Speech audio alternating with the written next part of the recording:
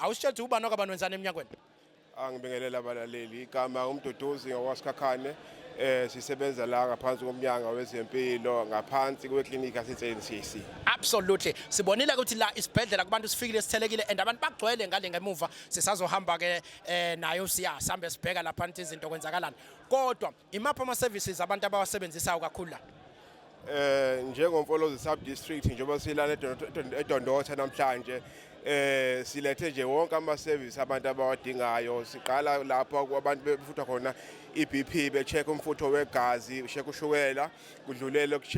ekuhloleleni isifo lesi sesandulela ngculaza sudlulele kunikeza abantu amaphilisi laba abathola ukuthi abanalo igciwane uvikela ukuthi bangalithola igciwane bese ukulapha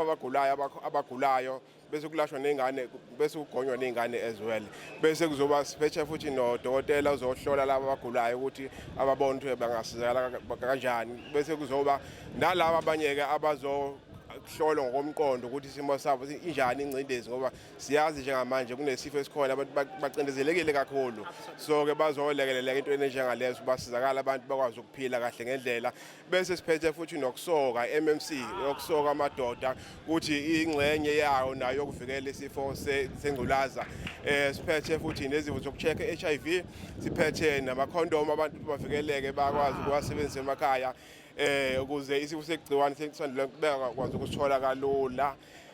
ne-X-ray futhi ukuhlolela isifuba ukuthi abantu ikwazi iTB ukutholakala kahle kuse-early isikhathi ukuze bezokwazi ukuthi balapheke kahle ngendlela yesikhathi siphethe kanye namazinyo futhi onenkinga yamazinyo yakwazi ukuthi ahlolelwe asheke ukuthi amazinyo akhe ahamba kahle kanjani odinga ukuthi akhishwe ayakhishwa khona namhlanje phinde futhi siphethe nabamehlo abacheckayo ukuthi umuntu uyakwazi ukubona odinga izibuko bekwazi ukuthi alekeleleke ngenxa yezibuko sisazi sonke namhlanje ukuthi sihamba nge-1.1 million gap i-road show le umama nomagugu simelane ayithanda kakhulu ekuyona road show bese ngayo namhlanje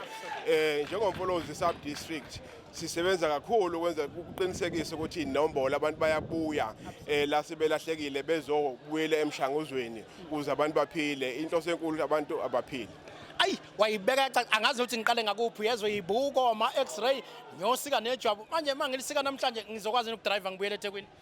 Hayi akunankinga nje ungadrive ubuyele eThekwini kodwa udokotela uyakunike nje isikhathi singaku 2 weeks ukuthi uthi ukuphola kahle. Ngithi ukuphola kahle ayike sengiyoluceceza ke njengamanje nami ngiyaphuma sikhona la eDondotha.